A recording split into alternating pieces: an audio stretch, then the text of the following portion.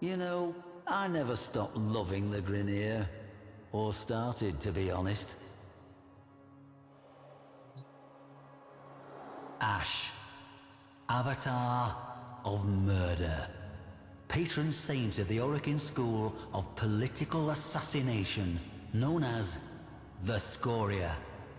Each assassin bore a mark, a swirling, smoky black jewel between their eyes. You are forever the Scoria. The Scoria is forever you. No devotee knew of any life, any thought that was not Scoria doctrine. For every question, so the Orokin of the Scoria said, Ash was the answer. Two notable students of the Scoria's anthracite halls were also two brothers, Dom and Pilio. Dom was nimble, cunning, and a quick study with the blade. His brother, Pilio, however, was not so gifted. While he idolized Ash, worshipped him, Pilio lacked Dom's grace and clarity, and Ash's ruthlessness. However, it was Dom who'd been captured by the very target he was tasked to kill. A sin unforgivable to the Scoria. So it fell to Pilio, the lesser, to uphold the Scoria by taking Dom's life. By this, the Seven would have assurance that Dom's flaw was not a familial trait. You see, as you might expect of an Orokin school of murder, the Scoria were ruthless when it came to academic excellence. With Dom dead at Pilio's feet, two essential killings would have taken place. That of a failure, and that of any shred of pity within Pilio. Ash would oversee Pilio's mission. Pilio's soul was to die that day, as the life drained from his brother's eyes. Or, if he could not do so, beneath the blades of his lifelong idol, Ash.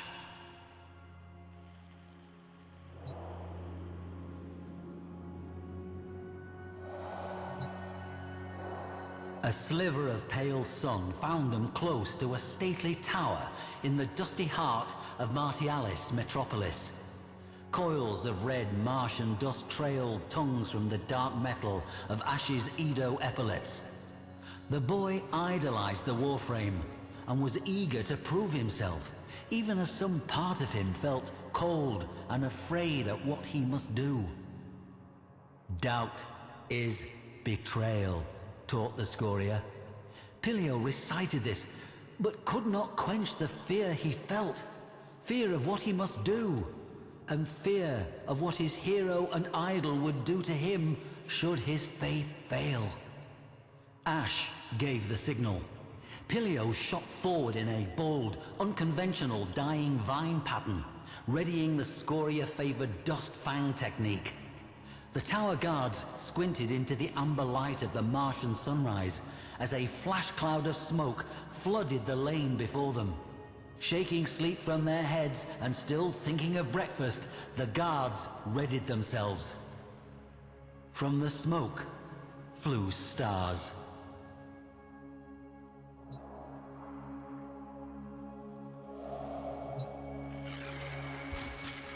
Staring into the lifeless eyes of the guardsman at his feet, bile rose in Pilio's throat. The boy berated himself this weakness, this disgust. Touching the symbol of his order, the smoke gem between his eyes, he muttered a prayer for strength. Stepping over the carpet of bodies, Ash crept into the courtyard, knowing full well the 50-strong house guard would show itself in force. With a sudden clatter, reinforcements lined the courtyard walls, balconies. The Scoria had a saying, "You are immortal. One mistake makes that otherwise." Ash had never made a mistake. Here were 50. With one swift movement, the Warframe swatted the boy into cover, unslung his Corster bow, and sprang into a flawless grey chrysanthemum combat solution. Shame reddened Pilio's face as the courtyard lit noon bright with the glare of 100 muzzle flashes. His blade dry in his hand.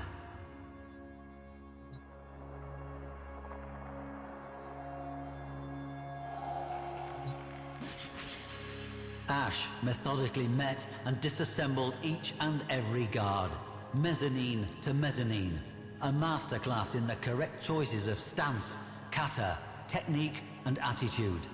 Bodies rained into the courtyard. Wincing, the boy looked away. Within minutes, 50 corpses lay at their feet. When Pilio felt Ash's shadow fall across him, he forced himself to look, trembling. Ash's inscrutable gaze pinned him. Chest tight, breath terrified and quick, Pilio forced himself to stand and face his assessor. He could not look at the bodies. Truthfully, he expected to die where he stood. If the Warframe approved or disapproved, he gave no sign. Rather, Ash opened an arm, showing the way toward Pilio's final trial.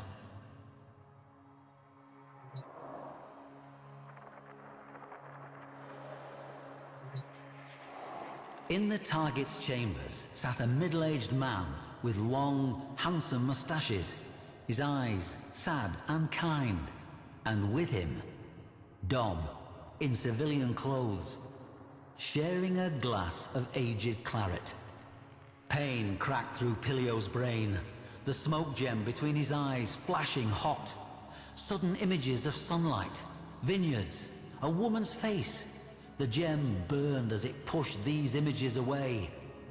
A young man with grand mustaches smiling and saying, "Of all the sons I could have had, I'm glad it was you two." Pain. Dom leapt to his feet, urging his brother to hear what the target had to say. But Pilio saw only the scabbed-over divot between Dom's eyes, where a black jewel had once rested. Dom had turned his back on their order. Why had he done this? The mustachioed man leapt to Dom's defense, snatching his sidearm from beneath his ironwood desk. A foolish mistake. Ash split into impossible multiples. The man opened fire on the three, before being seized from behind by the fourth. Ash's illusory clones vanished. The weapon clattered to the polished wooden floor, even as his feet left it, dangling 3 feet above, helpless. Those sad, kind eyes locked on Pilio's in a regretful farewell. "Ask the Warframe," Dom said. "He knows exactly why." Fear filled Pilio's heart. Pilio turned to his idol, that saint of murder. The same question, but this time for Ash. Why? That moment of breathtaking impudence stretched for an eternity. Ash released his grip. His prisoner flopped to the floor, gasping. With one great hand, Ash reached toward Pilio's face and sank a vicious talon beneath that midnight jewel. Pilio screamed. Blood flowed. The gem flew free with a nauseating pop, cracking against the wall to die in a weak plume of rancid smoke. Blinding white insight descended upon Pilio de Nas.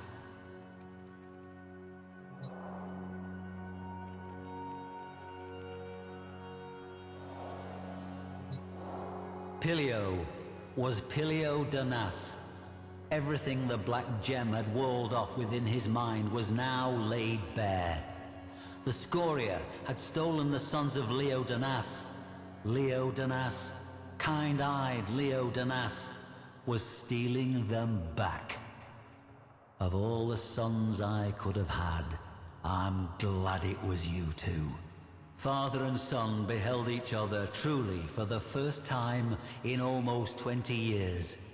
Pilio had long aspired to wearing the Edo armor, the highest honor, to signify his faith. But now he saw only the bare ribs of Ash's cremata cyandana, signifier of death, and knew with certainty that was the sole credo of the faith he had followed. Had. The boy, who until that moment had thought himself a lifelong killer, was now torn between the nocturnal life he thought he knew and the sunlit life he'd been stolen from. Torn between doctrine and family, and, blade in hand, torn between saving himself by killing his brother or dying alongside him at the hand of his idol. Ash waited, patient as the death he signified, in a room in a moment that felt suspended in eternity, waiting for Pilio's decision. The blade fell from Pilio's hand. Dom reached out and gently took that hand.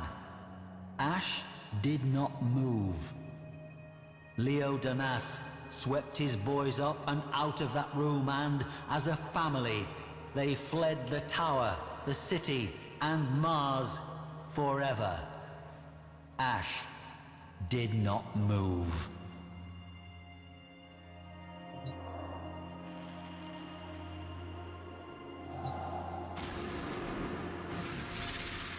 So, what are we to make of this?